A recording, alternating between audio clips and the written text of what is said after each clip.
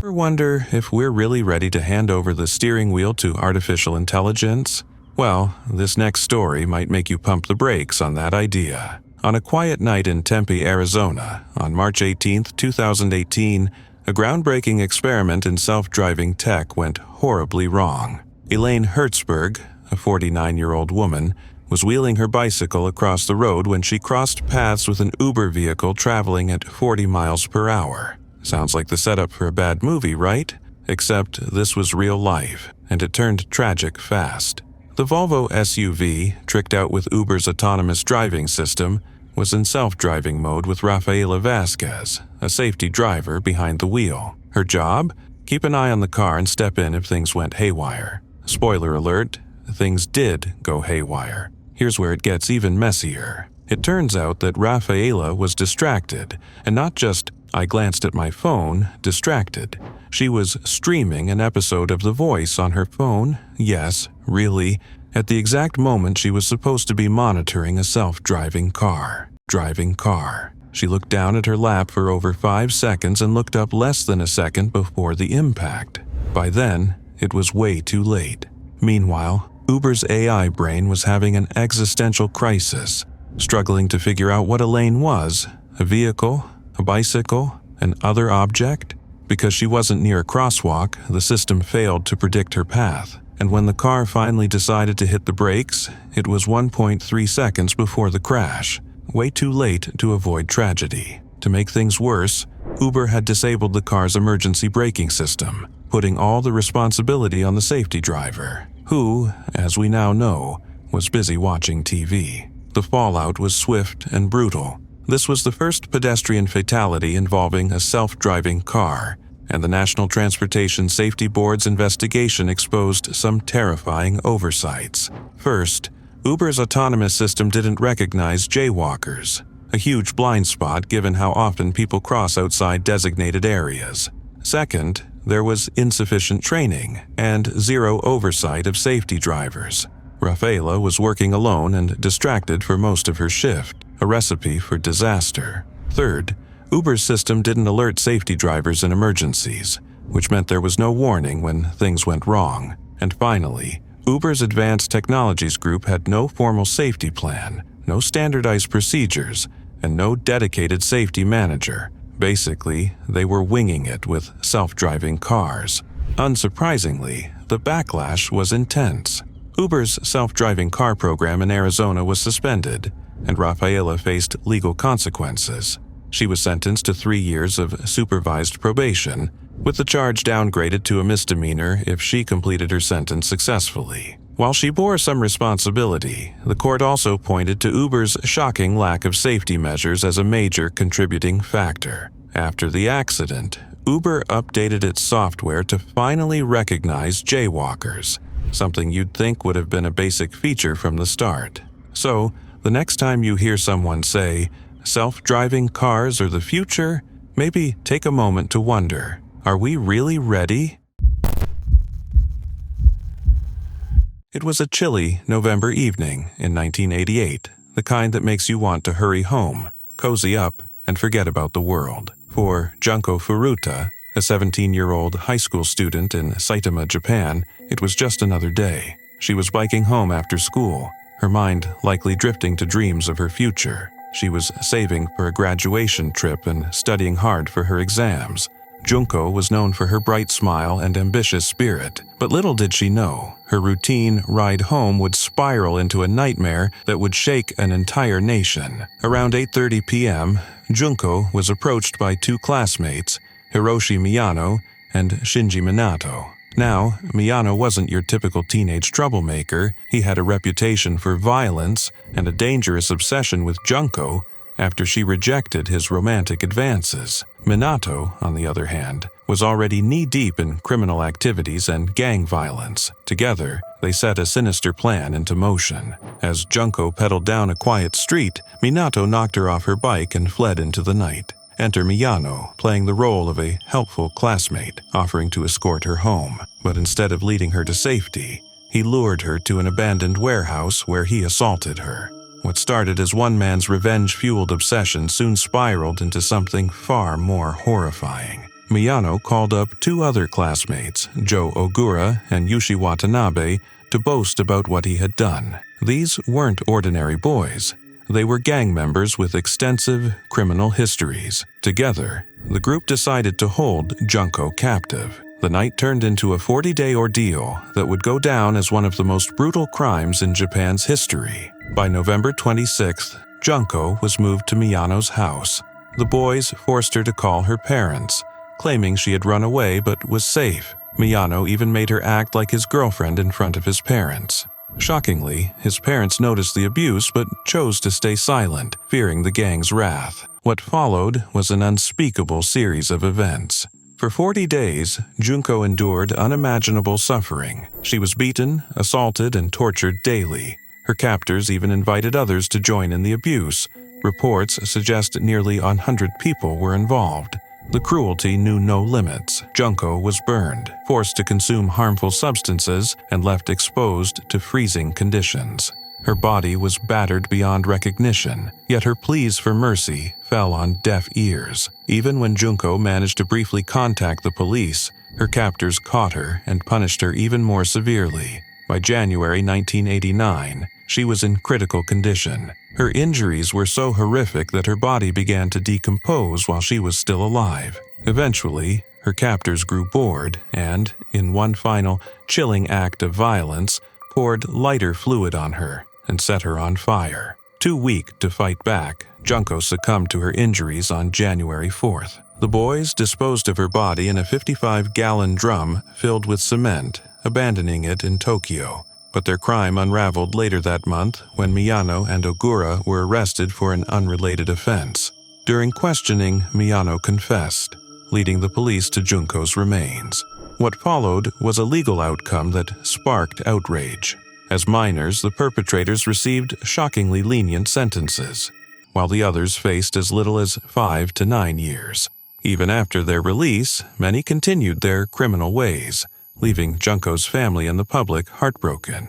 Junko's story is not just a tale of cruelty, it's a harsh reminder of systemic failures.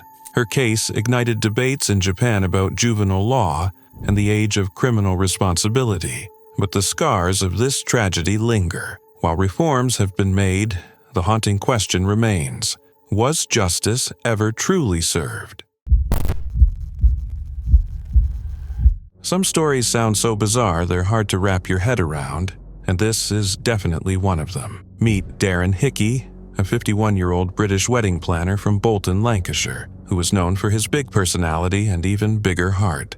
Not only was he a pro at planning dream weddings, but he was also deeply dedicated to charity. But Darren wasn't just about work. His incredible resilience made him an inspiration. 7 years earlier, he'd survived a massive stroke that left him with difficulty walking and speaking, but he didn't let that stop him. His determination earned him the Inspirational Person of Courage Award from the Stroke Association. You'd think after overcoming so much, Darren would have faced down just about anything. But no one could have predicted how a simple fish cake would change everything. It all started on April 4th, 2019, when Darren attended a wedding venue in Lancashire. At some point around noon, he sampled a small fish cake. Totally normal, right?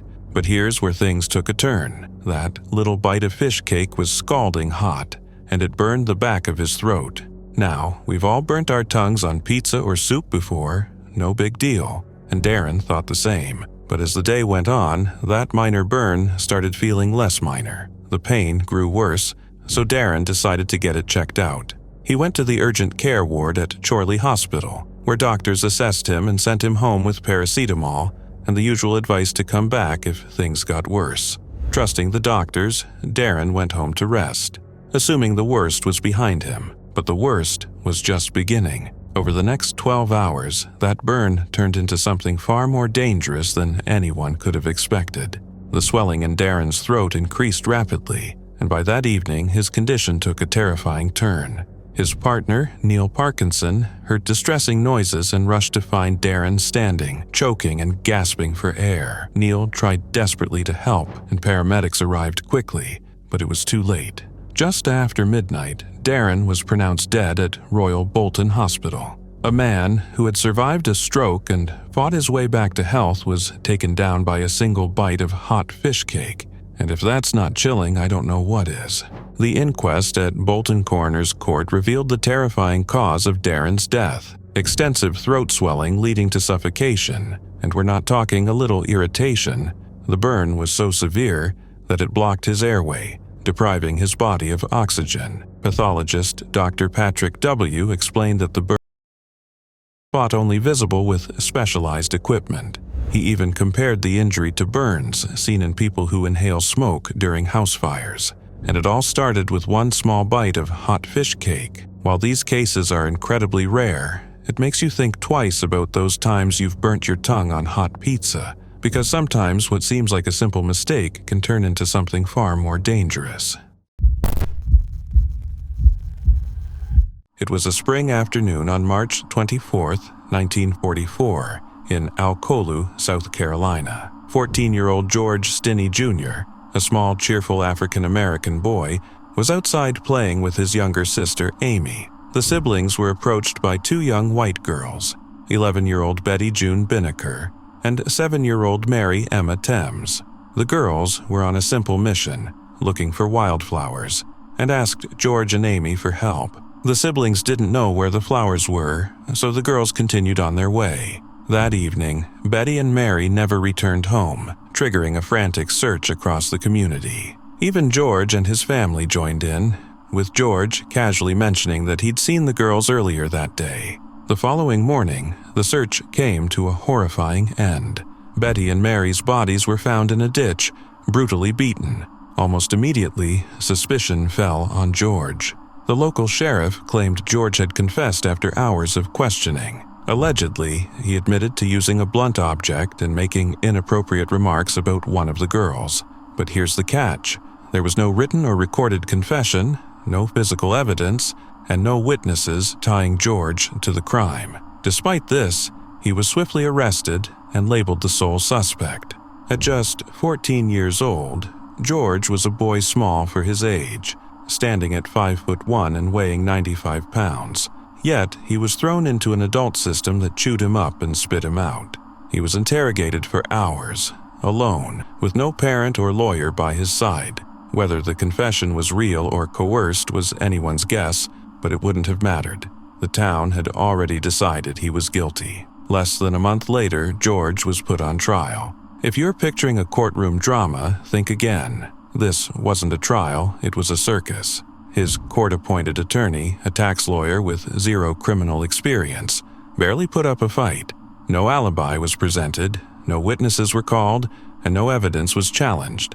It took the all-white jury just 10 minutes to deliver their verdict: guilty. The sentence? Death. George's execution came on June 16, 1944, just 2 months after his trial. The electric chair built for adults dwarfed his small frame. To fit him, officers had to prop him up on a Bible. The straps hung loose, and the face mask was far too big. During the execution, the mask slipped off, revealing the terrified face of a child. Witnesses described the scene as gut-wrenching. George was just 14, the youngest person in modern U.S. history to be executed. For decades, George's family fought to clear his name, enduring threats and relentless discrimination. Finally, in 2014, 70 years too late, a judge vacated George's conviction, calling the trial a gross miscarriage of justice. It was a bittersweet victory. Though his name is now cleared, George's story remains a haunting reminder of the harm caused by prejudice and the fragility of justice, especially for the vulnerable. Sometimes, a seemingly harmless dare can take a dark turn, and that's exactly what happened to Sam Ballard. In 2010, the 19-year-old aspiring rugby player was enjoying a chill evening with his friends at the home of Jimmy Galvin, a buddy who, believe it or not, is now a famous pianist and music composer. The group was just hanging out, sipping on red wine and trying to act a bit grown up. But then, the night took an unexpected turn when a slug appeared on the concrete patio. And, as it often does with a bunch of teenage boys, a dare was born. So, what did they do? They dared Sam to eat the slug. A totally innocent, silly moment among friends, right? What could possibly go wrong? Well, what happened next would change Sam's life forever. He gulped down the slimy creature, thinking it was just a weird, gross challenge. But soon after, he began feeling incredibly weak, with his legs in pain. Then came the dizziness, followed by vomiting. His mother, Katie Ballard, initially thought the symptoms might be a sign of multiple sclerosis, a condition that had affected her husband. Multiple sclerosis can cause fatigue, dizziness, and weakness in the legs, and Sam had all of those symptoms. But doctors quickly ruled it out. It wasn't until Sam mentioned that he had eaten a slug that the puzzle pieces started to fall into place. Katie was skeptical. Who gets sick from eating a slug? But soon, Sam's diagnosis would prove much more terrifying. He had contracted a rare parasite known as rat lungworm disease. You might be wondering what on earth rat lungworm disease is. Well, here's the scoop. It's a disease caused by a parasite typically found in rats. The parasite gets into slugs when they consume rat feces that's contaminated with the parasite. When humans eat raw or undercooked slugs, the parasite can make its way into the brain, causing severe complications. And that's exactly what happened to Sam. The parasite made its way to his brain, causing inflammation in the membranes surrounding both the brain and spinal cord. Things went downhill fast, and Sam was soon in a coma, fighting for his life. Though most cases of rat lungworm disease are mild, Sam's case was catastrophic. He remained in a coma for about 13 months. When he woke up, he found himself in a completely different world, paralyzed and barely able to speak. His rugby dreams were shattered, and now he needed help to do even the simplest tasks. Despite this devastating new reality, Sam remained fully aware of everything around him. His friend Jimmy, who had been there when the dare went down, couldn't help but feel guilty. In an emotional moment, he apologized to Sam, with tears streaming down both their faces. Sam's mom, Katie, never blamed his friends for the dare. She knew it was just a reckless moment of youth. However, the weight of what followed would weigh heavily on her forever. She hoped, against all odds, that one day Sam might walk again. But deep down, she knew his life could never go back to the way it was. In the final years of Sam's life, Katie fought tirelessly for her son's care, especially when Australian authorities cut disability funding. But despite her relentless efforts, the years of hardship wore on her. On November 2nd, 2018, Sam passed away at the age of 28 in Hornsby Hospital, just a short distance from where he grew up. In his final moments surrounded by his loved ones, Sam managed to say the words Katie had been longing to hear, "I love you." It was the last thing he ever said before taking his final breath, a sad reminder of how one dare changed everything. It was September 30th, 1999, in Tokyura, Japan, a quiet town northeast of Tokyo. But at a nearby uranium processing plant, 3 workers, Hisashi Uchi, Masato Shinohara, and Yutaka Yokokawa, were about to trigger one of modern history's most horrifying nuclear disasters. The facility, run by JCO, Japan Nuclear Fuel Conversion Company, was supposed to operate under strict safety protocols, but looming deadlines led to shortcuts that turned catastrophic. Instead of following proper procedures, the team transferred uranium into a precipitation tank using stainless steel buckets. Yes, buckets. Worse, the tank was designed to hold no more than 2.4 kilograms of uranium. The workers, they poured in a staggering 16.6 kilograms, turning it into a ticking time bomb. At 10:30 a.m., the unthinkable happened. A bright blue-white flash illuminated the room, the sign of a nuclear chain reaction. Radiation levels surged, hitting the workers with doses so extreme they defied measurement. Ouchi, closest to the tank, absorbed 17 sieverts of radiation, enough to kill 4 people. Shinohara received 10 sieverts, and Yokokawa, positioned farther away, absorbed 3. The effects were instantaneous and brutal. Ouchi vomited uncontrollably as the radiation tore through his cells. Shinohara and Yokokawa experienced nausea, confusion, and searing pain. Emergency alarms blared. The plant was evacuated, and all 3 were rushed to a Tokyo hospital. But the damage was irreversible. Ouchi's suffering became infamous. His immune system was obliterated, his skin sloughed off, and his organs began to fail. Despite his pleas for the agony to end, doctors repeatedly resuscitated him at his family's request. For 83 agonizing days, he lingered before succumbing on December 21, 1999. Shinohara endured months of torturous treatment, but passed away on April 27, 2000. Yokokawa survived, though his life was forever changed by ongoing health problems and the weight of the disaster. The devastation didn't stop with the workers. Over 10,000 residents in the surrounding area were tested for radiation exposure. While most escaped severe harm, 667 were exposed beyond safe levels. Fear of contamination swept through the town, crippling the local economy and leaving psychological scars that lingered for years. In the aftermath, JCO faced lawsuits, financial collapse, and public outrage. Yokokawa and other employees were charged with negligence, while the company paid $121 million in compensation. Japan tightened its nuclear safety regulations, but for many, these reforms came far too late. The Tokyura disaster is a chilling reminder of the cost of cutting corners. It's a story of human error, unimaginable suffering, and the devastating price of ignoring safety in the face of pressure. For Ouchi and his colleagues, it was more than a tragedy. It was a grim legacy, a haunting example of how a single misstep can lead to catastrophic consequences. We've all got our guilty pleasures: hot chocolate, Netflix binges, maybe a little too much coffee. But for Natasha Harris, a 30-year-old mother of 8 from Invercargill, New Zealand, her guilty pleasure turned into a deadly obsession. Her love for Coca-Cola wasn't your typical, "I need a soda with my burger" kind of thing. We're talking 2 gallons of Coke every single day. From the moment she woke up to the moment she went to bed, she was never far from a glass of the fizzy stuff. And it wasn't just a craving, it was a full-blown addiction. Without her usual supply, Natasha would experience withdrawal symptoms like shaking, irritability, and restlessness. But because there were no warning labels on the bottles, her family never thought this everyday beverage could be dangerous, even as her health started to fall apart. For about 6 months before her death, Natasha's health took a serious hit. She was constantly exhausted, often nauseous and frequently vomiting in the mornings.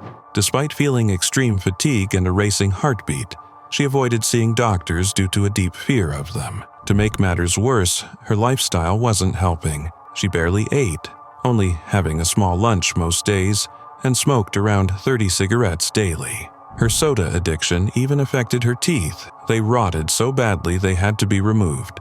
And some of her kids were born without enamel on their teeth, likely due to her excessive soda consumption during pregnancy. And if you're wondering just how much caffeine she was putting into her system, brace yourself. A single ounce of Coke contains 2.3 milligrams of caffeine, and with Natasha consuming between 2.1 and 2.6 gallons daily, she was taking in around 800 milligrams of caffeine a day, double the safe limit for an average adult.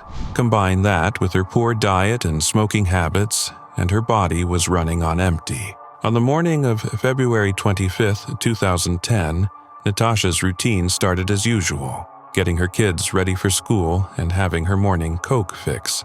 But shortly after, everything changed. She collapsed against a wall in the bathroom, struggling to breathe. Her partner, Christopher Hodkinson, called emergency services and tried desperately to revive her with CPR, but despite his efforts, Natasha passed away at home. The inquest into her death revealed cardiac arrhythmia, an irregular heartbeat, as the primary cause of death. But it didn't stop there.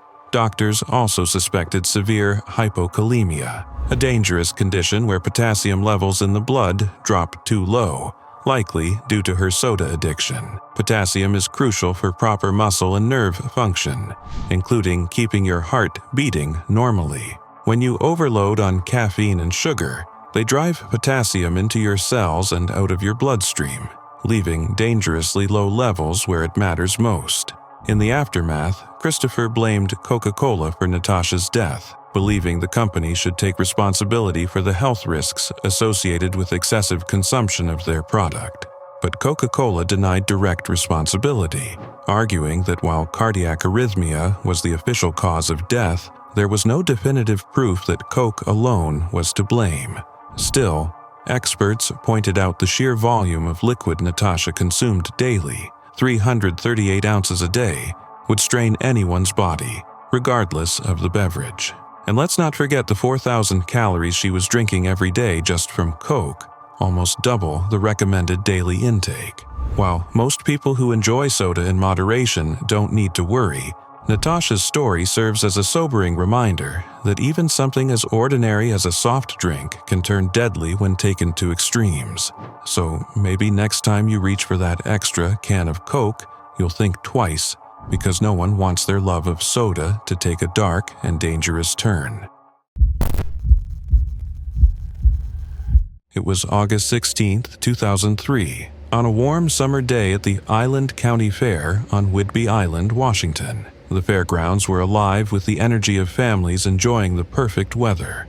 The air smelled of buttery popcorn and sugary cotton candy, and kids were buzzing with excitement, running from one ride to the next. One of the star attractions that day, the Super Loop 2, a small roller coaster with a single, stomach-flipping vertical loop that had been a crowd favorite for 3 years. Operated by Paradise Amusements, a family-run carnival business, the ride was as reliable as the fair itself. Doug McKay, a 40-year-old co-owner of Paradise Amusements, was working that day. Doug wasn't just a businessman, he was carnival life, through and through. Having grown up in the industry, he'd started as a kid selling popcorn before eventually becoming the guy who kept the rides running like clockwork. Doug and his wife, Cher, had dedicated their lives to their carnival business, making it a beloved staple of the community. That afternoon, Doug noticed the Super Loop 2 needed a little TLC. The track needed lubrication, just a routine fix for someone as experienced as Doug. Confident in his skills, he decided to take care of it right away. But instead of shutting down the ride, Doug climbed up to do the maintenance while it was still operating with passengers on board. What happened next was a nightmare no one could have predicted.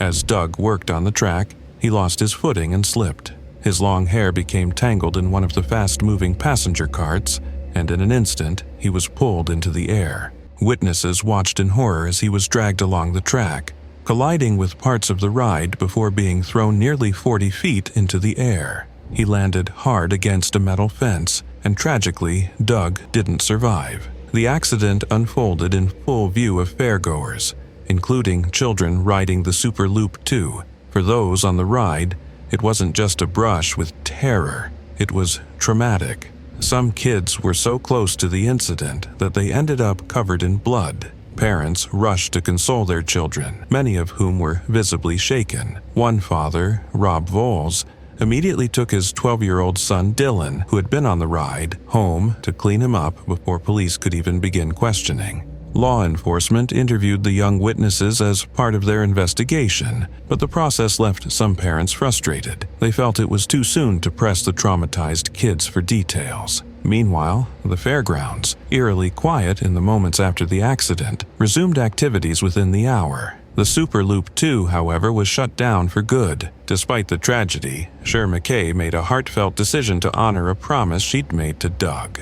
to keep the carnival running. The other rides reopened the next day, but the absence of Doug was felt deeply by his family and crew. Doug's tragic death sent shockwaves through the industry and served as a grim reminder of the risks involved in operating carnival rides. Although no charges or safety regulations were pursued, since Doug was the business owner, not an employee, his story underscored the importance of safety precautions, no matter how experienced someone might be. Doug McKay left behind his wife, Cher, and their 3 children, Travis, Michelle, and Kelsey. His funeral was held on August 26, 2003, and was attended by loved ones who gathered to celebrate the life of a man who had devoted everything to his family and his craft. His loss was a heartbreaking chapter for the industry and a lasting reminder of the fragility of life. All right, folks. Buckle up because this story is equal parts bizarre and tragic, with a side of facepalm-worthy decisions. Picture this. It's Friday, January 12th, 2007, and a morning radio show called The Morning Rave on KDND decides to host an on-air contest with a prize everyone wanted back then, a Nintendo Wii. Yep, the hottest gaming console of the era, worth around $250. The name of the contest? Hold Your Wii for a Wii. And yes, it's just as ridiculous as it sounds. But hey, you gotta admire the straightforwardness. Here's the deal. Contestants had to drink as much water as possible without going to the bathroom. If you've ever been stuck on a long road trip with no rest stops, you know the struggle these people were about to face. But on paper, it seemed harmless enough until it wasn't. Enter Jennifer Strange, a devoted wife, loving mom of 3, and someone just trying to win a fun gaming system for her family. What could possibly go wrong, right? The contest kicked off at 6:15 a.m. with 18 eager participants, each handed an 8-ounce bottle of water to chug every 15 minutes. At first, it seemed like a breeze. These were small half-pint bottles, after all, but after just 90 minutes and 5 bottles in, the first contestant, James Ibarra, tapped out, his bladder waving the white flag. And that's when things started getting weird. A nurse, clearly more informed than the show's hosts, called in to warn them about the dangers of water intoxication, a real and potentially deadly condition where drinking too much water dilutes vital electrolytes, causing severe health issues. You'd think this would be a huge red flag, but nope, the hosts laughed it off. One even joked, "Is anyone dying in there?" Another quipped, "They signed releases, so we're not responsible." Yikes. Meanwhile, the contestants were kept in a separate room, oblivious to the nurse's warning. Jennifer, determined to win that Wii for her kids, kept going even as the pain set in. She complained about severe discomfort and splitting headaches, but the hosts were still joking around, showing a shocking lack of understanding. When one DJ asked if water poisoning was even a thing, another replied, "Not with water. Your body's 98% water. Why can't you take in as much as you want?" A third host even joked, "Maybe we should have researched this first." Ya think? As the contest dragged on, the water bottles got bigger and the stakes higher. Jennifer pushed through nearly 2 gallons of water in just over 3 hours. Despite being in visible distress, she powered on, wanting to bring that Wii home for her 2 sons and daughter. When she finally bowed out, she was the second to last contestant standing, earning, wait for it, tickets to a Justin Timberlake concert. Not quite the prize she was aiming for, but things went from bad to catastrophic. Jennifer's stomach was painfully swollen, and she complained of excruciating headaches. Hoping some rest would help, she skipped work and went straight to bed. What she didn't know was that her body was already in crisis. Excessive water intake had diluted her blood sodium levels, causing water to flood into her cells. While most tissues can handle a little swelling, the brain, not so much. Encased in a rigid skull, her swelling brain had nowhere to go, leading to severe damage. Later that day, Jennifer called her workplace, crying and describing unbearable pain. Just 5 hours after the contest ended, her mother found her lifeless body at home. It's hard to imagine a more heartbreaking end to what was supposed to be a lighthearted event. The fallout was swift. The morning rave hosts, known on air as Trish, Maney, and Lucas, were fired the very next day. KDND canceled the show and terminated 10 employees in total. Jennifer's family sued the station, and on October 29, 2009, a California jury awarded them $16.5 million in damages. The station was held fully accountable for the reckless stunt that cost Jennifer her life. It was March 19, 2015, in Kabul, Afghanistan. The air buzzed with anticipation for the upcoming Afghan New Year, and 27-year-old Farunda Malikzada had her day all planned out. A volunteer teacher and a student of Islamic law, she had dreams of becoming a judge someday. That morning, she reassured her mother, Bibi Hajera, that she'd help with the New Year's preparations once she returned from her Quran recitation class. But tragically, Farunda never made it back home. On her way back, she stopped at the Shado Shamshira Mosque, a seemingly ordinary decision that would change her fate. Inside the mosque, she found herself in a heated argument with Zudan, the shrine's caretaker. Farunda opposed his sale of amulets, believing such practices to be superstitious and contrary to Islamic teachings. The disagreement grew tense, and Zudan, in a moment of fury, shouted an accusation that would ignite a spark in the crowd gathering around them. He claimed that Farunda had disrespected the Quran. The accusation spread like wildfire. No one questioned its truth. A crowd quickly formed, their anger fueled by misunderstanding and a blind sense of outrage. Farunda, terrified but resolute, vehemently denied the claims. She repeatedly declared her faith as a devout Muslim and her respect for the Quran, but no one was willing to listen. The mob's anger escalated into violence. Dragged out of the mosque, Farunda was brutally attacked with sticks and stones. The police arrived, but instead of stepping in to protect her, they stood by, firing warning shots into the air and doing little to control the crowd. At one point, officers moved her to the mosque's roof, likely in an attempt to shield her, but the mob hurled objects at her until she fell back down into their midst. What followed was nothing short of a nightmare. Farunda was beaten to the point of collapse. A car drove over her body, dragging her along the road. As if that wasn't horrific enough, her attackers hauled her to the Kabul River, where they continued their assault. In the end, they set her body on fire, feeding the flames with their clothing. The entire scene was recorded on cell phones, the gruesome footage spreading like wildfire. When the videos surfaced, the horror wasn't just in what happened, it was in who had done it. This wasn't the work of extremists or insurgents. The perpetrators were everyday citizens, ordinary people swept up in a wave of false accusations and mob mentality. The aftermath was a wake-up call. Afghanistan's President Ashraf Ghani condemned the brutal act as heinous, and investigations revealed the shocking truth. Farunda had been innocent all along. She hadn't disrespected the Quran. She'd been falsely accused by someone angered by her principles. Her death sparked a national and international outcry. Thousands marched in protest, declaring their solidarity with Farunda. Women's rights activists, their faces painted red to symbolize her blood, carried her coffin, an act unheard of in a society where such roles are typically reserved for men. Her story became a rallying cry for justice and women's rights in Afghanistan, and yet, justice proved elusive. Of the 49 people charged, only 4 initially received death sentences, while others were given long prison terms. But these sentences were later reduced, and several perpetrators were released on bail, sparking outrage among activists and Farunda's grieving family. Today, the street where Farunda was killed bears her name, and her grave has become a site of remembrance. Her story continues to remind the world of the dangers of misinformation, mob violence, and societal misogyny. For her mother, Bibi Hajara, the pain is unending, but through her grief, she stands as a symbol of strength, just like her daughter. Farunda's tragic death wasn't just a senseless loss, it was a catalyst for change.